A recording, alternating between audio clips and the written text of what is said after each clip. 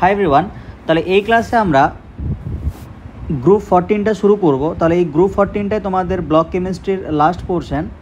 তাহলে গ্রুপ 14টা তুলনামূলকভাবে একটু বড়, তো এখানে ওই জন্য প্রায় 4-5টা হয়তো ক্লাস লেগে যেতে পারে। ঠিক আছে, বড় হলো গ্রুপ 14টা, অন্য গ্রুপগুলো হচ্ছে মোটামুটি সহজ। ঠিক আছে, আচ্ছা তাহলে এই গ্রুপ 14-এর যে মৌলগুলো আছে কার্বন, সিলিকন, জার্মেনিয়াম, টিন আর লেড, তো এদের ব্যাসার্ধ, আয়নন এনথালপি, ধাতব চরিত্র, তড়িৎ-ঋণাত্মকতা, এইসব জিনিসগুলো তুমি পিরিয়ডিক টেবিলে পেয়ে যাবে। এরপরে গলনাঙ্ক কীভাবে করবে? গলনাঙ্ক হচ্ছে উল্টো রাইট চিহ্ন। তো উল্টো রাইট চিহ্ন বলতে দেখো, তাহলে উল্টো রাইট চিহ্ন দিলে একদম উপরে থাকছে কার্বন, তাহলে কার্বনের গলনাঙ্ক সবচেয়ে বেশি, তারপরে সিলিকন, তারপর জার্মেনিয়াম, তারপর লেড, তারপরে টিন। স্ফুটনাঙ্ক তাহলে কার্বনের ক্ষেত্রে দেখা হয় না, এরপরে যখন তুমি উপর থেকে নিচের দিকে যাবে স্ফুটনাঙ্কটা কমবে, ব্যাস হয়ে গেল। এরপরে ক্যাটিনেশন, তাহলে ক্যাটিনেশন মানে কি? যখন অনেকগুলো পরমাণু পরপর যুক্ত হয়ে একটা লম্বা চেন বা শৃঙ্খল তৈরি করবে, সেটাকে বলা হয় ক্যাটিনেশন। তাহলে এই ক্যাটিনেশন ধর্ম সবচেয়ে ভালো দেখা হচ্ছে কার্বন, তার জন্যই আমরা কার্বনের বিভিন্ন রকম পলিমার দেখতে পাই বা লম্বা শৃঙ্খল দেখতে পাই, তাই তো?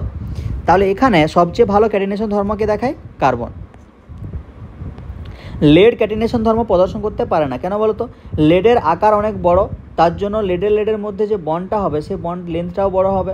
তো বন্ড লেন্থ যদি বড় হয়ে যায়, অনেকগুলো লেড যদি পরপর যুক্ত হয়ে যায়, তার স্টেবিলিটি বা স্থায়িত্বটা অনেক কম হবে, ওই জন্য লেড ক্যাটিনেশন ধর্ম প্রদর্শন করতে পারে না। ঠিক আছে, এরপরে বহুবন্ধন গঠন, তাহলে কার্বন বহুবন্ধন গঠন করতে পারে। আমরা জানি যে সি সিঙ্গেল বন্ড সি হয়, সি ডাবল বন্ড সি হয়, সি ট্রিপল বন্ড সি হয়। তাহলে ওই যে ডাবল বন্ড ট্রিপল বন্ড মানে বহুবন্ধন গঠন করতে পারছে। ঠিক আছে, তো এই বহুবন্ধন কেন হয়? পিপাই অভিলেপনের ফলে। ঠিক আছে, তো কার্বনের ক্ষেত্রে কি হয়? 1s2 2s2 2p2। তো এই কার্বনটা কি করে? অন্য অক্সিজেন, নাইট্রোজেন বা কার্বনের সাথে ওভারল্যাপ করতে পারে। কারণ কি? এই অক্সিজেন, নাইট্রোজেন বা কার্বনে এদের টুপিতে সিঙ্গেল ইলেকট্রন থাকে, তো এই সিঙ্গেল ইলেকট্রনের মাধ্যমেই এই বহুবন্ধন গঠন করে। তো যেহেতু পি আর পি এর মধ্যে অভিলেপনটা হচ্ছে, ওই জন্য এটাকে পিপাই বন্ধন বলছে, হয়েছে? কারণ ওইখানে যে সিগমা বন্ডটা হয় আর যে পাই বন্ডটা হয়, তো এই পাই বন্ডগুলোকে কি বলা হয়? কিছু ক্ষেত্রে পিপাই, কিছু ক্ষেত্রে পিপাই ডিপাই, এরকম আর কি হলো। এরপরে কার্বন বাদ দিয়ে ধরো সিলিকন যদি তোমার বন্ধন করে, তো সিলিকনের ক্ষেত্রে কি থাকে? ডিও থাকে ফাঁকা, তো সেই ক্ষেত্রে পিপাই ডিপাই বহুবন্ধনও দেখতে পাওয়া যায়। ঠিক আছে, তো কার্বনের ক্ষেত্রে যেহেতু ডি থাকে না, তার জন্য তুমি ওখানে পিপাই ডিপাই দেখতে পাবে না, পিপাই দেখতে পাবে। ওকে,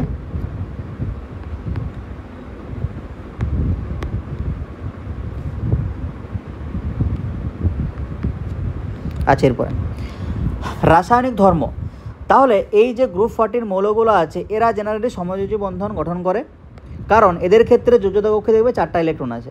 ধরো কার্বনের ক্ষেত্রে 1s2 2s2 2p2, তাহলে যোজ্যতা কক্ষে কটা ইলেকট্রন আছে? 4টা। তো এই 4টা ইলেকট্রন গ্রহণ করা মানে এক্সট্রা 4টা ইলেকট্রন গ্রহণ করা বা এই 4টা ইলেকট্রন বর্জন করে নিষ্ক্রিয় গ্যাসের মতো ইলেকট্রন বিন্যাস লাভ করা কষ্টকর। তাহলে নিষ্ক্রিয় গ্যাসের মতো ইলেকট্রন বিন্যাস লাভ করতে গেলে এটাকে 4টা ইলেকট্রন বর্জন করে 1s2 হতে হবে, বা 4টা ইলেকট্রন গ্রহণ করে 1s2 2s2 2p6 হতে হবে। তো 4টা ইলেকট্রন গ্রহণ বা বর্জন খুবই ডিফিকাল্ট। ঠিক আছে, এই জন্য এরা কী করে? ইলেকট্রন গ্রহণ বা বর্জন না করে অন্য কারোর সাথে ইলেকট্রনের শেয়ারিং করে, তার মাধ্যমে সমযোজী বন্ধন তৈরি করে। হলো, তো এদের জারণ স্তর জেনারেলি +4 হয়। এরপরে জার্মেনিয়াম, টিন, লেড এরা +4 +2 দুটোই দেখায়। কারণ কি? যখন তুমি উপর থেকে নিচের দিকে যাবে, ওই বাইরের ইলেকট্রনের প্রতি আকর্ষণ বলটা খুব বেড়ে যাবে। তো আকর্ষণ বল যদি বেড়ে যায়, ওই ধরো NS2 NP2 ছিল, তো এই NS-এর যে দুটো ইলেকট্রন, এগুলো কিন্তু বেরোতে দেবে না যদি আকর্ষণ বলটা বাড়ে। যদি না বেরোতে দেয়, তার জন্য এই ক্ষেত্রে +2টা ভালোভাবে দেখতে পাওয়া যায়, বা +2 জারণ স্তরের স্টেবিলিটিটা বেশি হয়। ঠিক আছে, আচ্ছা +4 জারণ স্তরের যৌগগুলি সমযোজী চরিত্র, আর +2 জারণ স্তরের যৌগগুলি তড়িৎযোজী চরিত্র প্রদর্শন করে। তো +4 যদি জারণ স্তর হয়, সেক্ষেত্রে পোলারাইজিং পাওয়ারটা বেশি হবে। তো পোলারাইজিং পাওয়ার যদি বেশি হয়, সেই ক্ষেত্রে সমযোজী চরিত্রটাও বেশি হবে। এরপরে +2 জারণ স্তর হলে পোলারাইজিং পাওয়ারটা কম হবে। তো পোলারাইজিং পাওয়ার যদি কম হয়ে যায়, অন্যকে পোলারাইজ করতে পারবে না বেশি, তো পোলারাইজ যদি না করতে পারে সেক্ষেত্রে তড়িৎযোজী ধর্ম দেখাবে। ঠিক আছে, এরপরে জারণ আর বিজারণ ধর্মের প্রবণতা। তাহলে এই যে এলিমেন্টগুলো আছে, ধরো টিনের carbon, silicon, germanium, tin, lead. তাহলে এখানে টিন, ধরো টিনের যে বিভিন্ন যৌগ আছে, ধরো SnCl2, SnCl2, এখানেও SnCl2 আছে।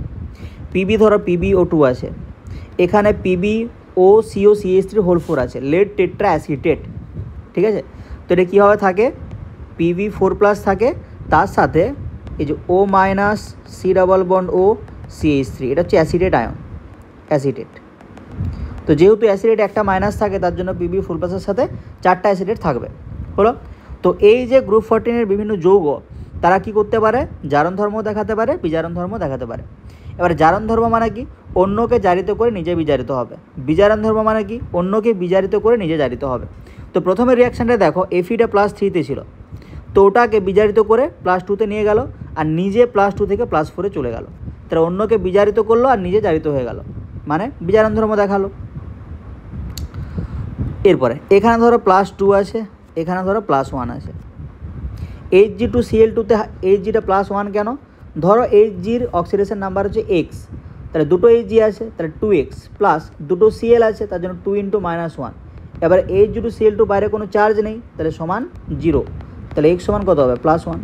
তাহলে দেখো Sn2+টা কী করলো, Hgকে +2 থেকে +1-এ নিয়ে গেল, মানে বিজারিত করলো, আর নিজে +2 থেকে +4-এ জারিত হলো। ঠিক আছে, আচ্ছা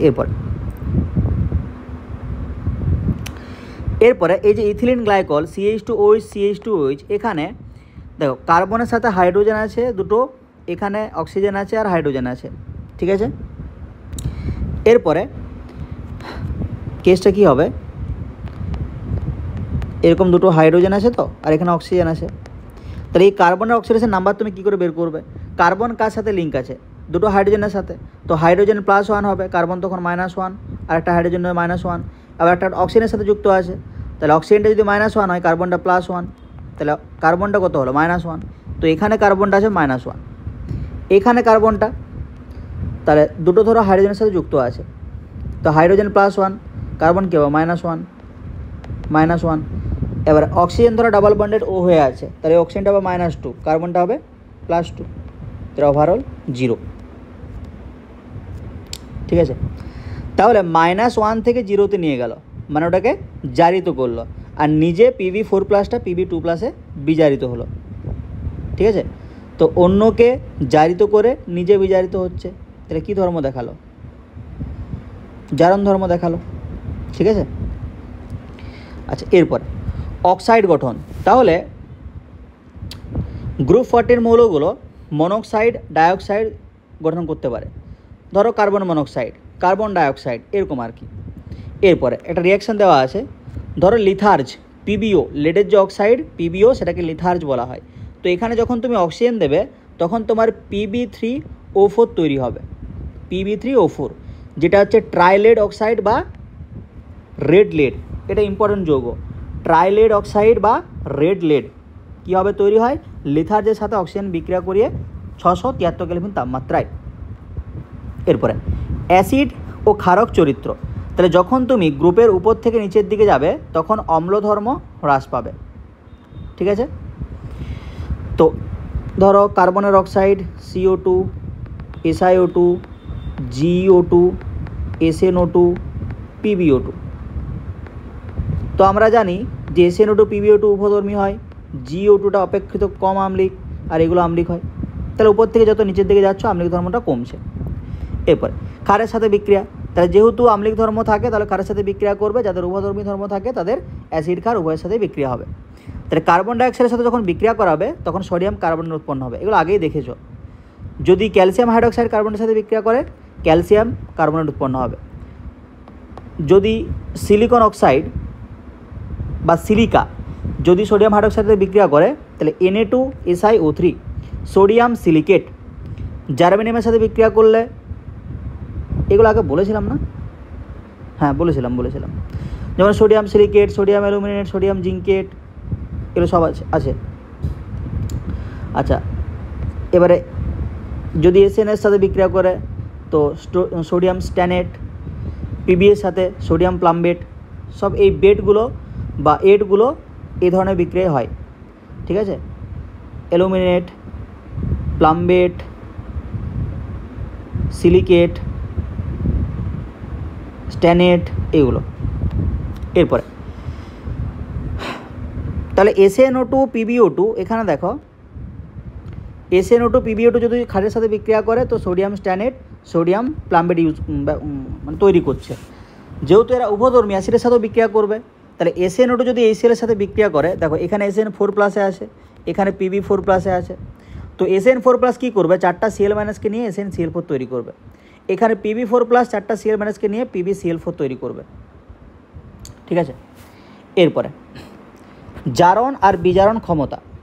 তাহলে এই যে গ্রুপ 14 বিভিন্ন যৌগ ধরো, কার্বন মনোক্সাইড, PbO2, এইগুলো জারণ বিজারণ ধর্ম কীভাবে দেখাচ্ছে।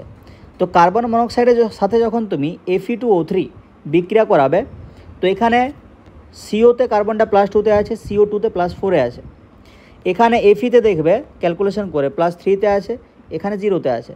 তাহলে Fe-কে +3 থেকে 0-তে নিয়ে গেল, মানে বিজারিত করলো, আর নিজে +2 থেকে +4-এ গেল, জারিত হলো।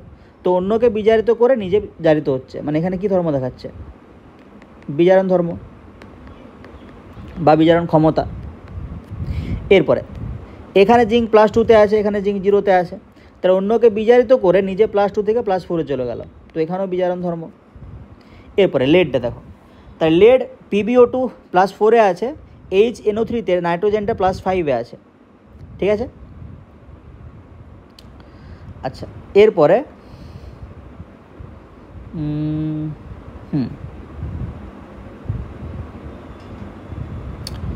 আচ্ছা, তাহলে নাইট্রোজেন এখানেও +5, এখানেও +5-এ আছে, তো নাইট্রোজেন দিয়ে তো করা যাবে না, তো এটা কী দিয়ে করবে, অক্সিজেন দিয়ে করো। তো এখানে অক্সিজেন ধরো -2-তে আছে, এখানে O2-তে অক্সিজেনটা 0-তে আছে, তাহলে অক্সিজেনটাকে -2 থেকে 0-তে নিয়ে গেল, মানে জারিত করলো, আর নিজে +4 থেকে +2-তে বিজারিত হলো, তাহলে এটা কী ধর্ম দেখাচ্ছে, জারণ ধর্ম। ঠিক আছে, এখানেও অক্সিজেন -2-তে আছে, 0-তে গেল, এখানে Pb+4, এখানে PbCl2 হবে, PbCl2, এখানে Pb+2-তে আছে, Cl এখানে -1 আছে, Cl এখানে 0-তে আছে, তাহলে Clকে -1 থেকে 0-তে নিয়ে গেল, আর নিজে +4 থেকে +2-তে বিজারিত হলো, তো অন্যকে জারিত করে নিজে বিজারিত হচ্ছে, মানে জারণ ধর্ম দেখাচ্ছে।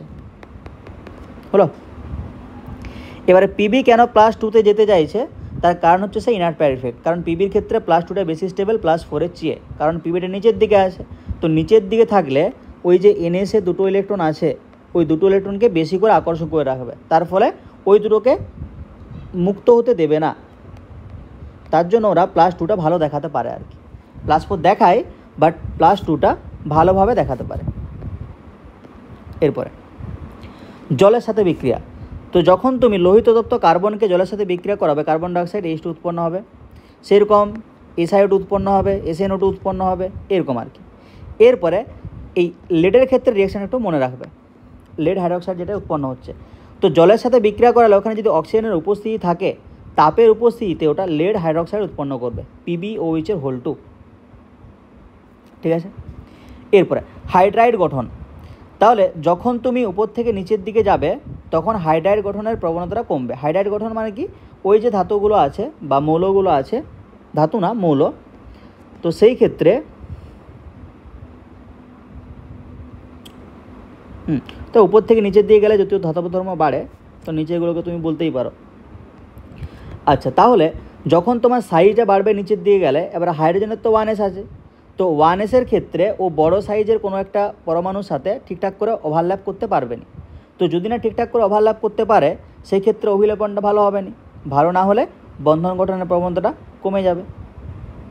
ঠিক আছে, তার জন্য উপর থেকে নিচের দিকে গেলে হাইড্রাইড গঠনের প্রবণতাটা কমে।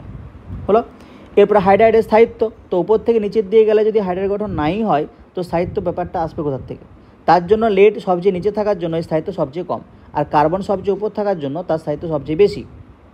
ঠিক আছে, কারণ ওই কার্বনের যে 2p আছে তার সাথে ওভারল্যাপ হবে, আর এর যে 6p আছে তার সাথে ওভারল্যাপ হবে, কোনটা ভালো হবে, অবভিয়াসলি 2pর সাথে, 2pর সাইজ ছোটো 1s সাইজ ছোটো ছোটো ছোটো ওভারল্যাপ ভালো হয়। এরপরে বিজারণ ধর্ম, তাহলে যে যত সহজে হাইড্রোজেন দিতে পারবে তার বিজারণ ধর্ম বেশি। তো যখন তুমি উপর থেকে নিচের দিকে যাবে তো আকার বাড়ছে, আকার বাড়লে ওই পরমাণু আর হাইড্রোজেনের মধ্যে ডিস্টেন্সটা বাড়বে। এটা ধরো লেড,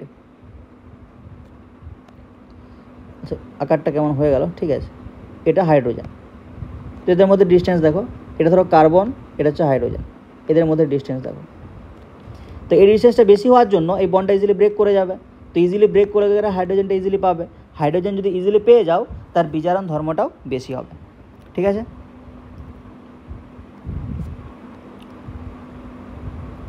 আচ্ছা, হ্যালাইড গঠন, তাহলে ওটার মতনই সেম কেস, ওভারল্যাপ ভালো না হলে হ্যালাইড গঠন হবে না। তো কার্বনের ক্ষেত্রে আর হ্যালোজেনের ক্ষেত্রে মোটামুটি সাইজের গ্যাপটা কম থাকার জন্য এই ক্ষেত্রে হ্যালাইড গঠনটা সবচেয়ে ভালো হবে, ঠিক আছে। আচ্ছা এগুলো X4। এবারে সক্রিয়তা, তাহলে যার স্থায়িত্ব কম তার সক্রিয়তা বেশি হবে, তার জন্য PbX4 এর সক্রিয়তা সবচেয়ে বেশি হলো। এরপরে আর্দ্র বিশ্লেষণ, তাহলে এই যে হ্যালাইডগুলো আছে তার মধ্যে CCl4টা আর্দ্র বিশ্লেষিত হয় না, কেন বলো তো? কারণ ওই কার্বনের ফাঁকা ডি থাকে না, তো ফাঁকা ডি যদি না থাকে অক্সিজেনটা মানে ওই জলের যে অক্সিজেন তো ইলেকট্রন দেবে কোথায়? তো ইলেকট্রন যদি না দেওয়ার জায়গা থাকে সেক্ষেত্রে আর্দ্র বিশ্লেষিত হবে না, হলো। এরপরে লুইস অ্যাসিড, তাহলে SiCl4 SiCl, আচ্ছা SiF4 SiCl4 SiBr4 SiI4 এদের লুইস অ্যাসিডের ডিকাস সবচেয়ে বেশি SiF4 এর, কেন বলো তো? কারণ সিলিকনের সাথে 4টা ফ্লুরিন আছে, তাহলে ফ্লুরিন কী করবে, ইলেকট্রন ডেনসিটি সিলিকন থেকে একদম টেনে নেবে, তো যদি টেনে নেয় তাহলে এই সিলিকনে ইলেকট্রন ঘাটতি সবচেয়ে বেশি, ইলেকট্রন ঘাটতি সবচেয়ে বেশি। তো ইলেকট্রন ঘাটতি যদি বেশি হয়ে যায় ওখানে একটা বেস ইজিলি ইলেকট্রন দিতে পারবে, তার জন্য লুইস অ্যাসিডিটিটা সবচেয়ে বেশি হবে, ঠিক আছে। আচ্ছা একটু দেখে নিই,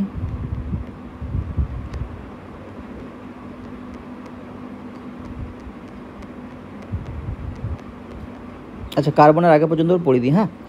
এরপরে এই যে হ্যালাইডগুলো আছে তাদের মধ্যে মানে বিভিন্ন যৌগের সাথে বিক্রিয়া কীরকম হয়। ধরো SiCl4 এর সাথে তুমি জলের বিক্রিয়া করাচ্ছ, যখন ওখানে 4টা জল থাকে তখন মনে রাখবে যে হাইড্রক্সাইড উৎপন্ন হবে, মানে 4টা Cl মাইনাস বেরিয়ে 4টা OH মাইনাস ঢুকবে, ঠিক আছে, মানে হাইড্রক্সাইড। আর যখন 2টো জল থাকবে তখন তোমার অক্সাইড উৎপন্ন হবে, তাহলে 4টা Cl বেরোবে আর 2টো ডাবল বন্ড O ঢুকবে, মানে এরকম ব্যাপারটা। ধরো এখানে 4টা Cl আছে, তো 2টো Cl বেরিয়ে গেল, এখানে একটা ডাবল বন্ড O ঢুকলো, এই 2টো Cl বেরিয়ে গেল, এখানে একটা ডাবল বন্ড O ঢুকলো, মানে Si ডাবল বন্ড O হয়েছে। এরপরে এই Cl এর সাথে বিক্রিয়া সবগুলো দেখো, তো এই Cl এর সাথে বিক্রিয়া করলে কার্বন সিলিকন CCl4 SiCl4 তৈরি করবে।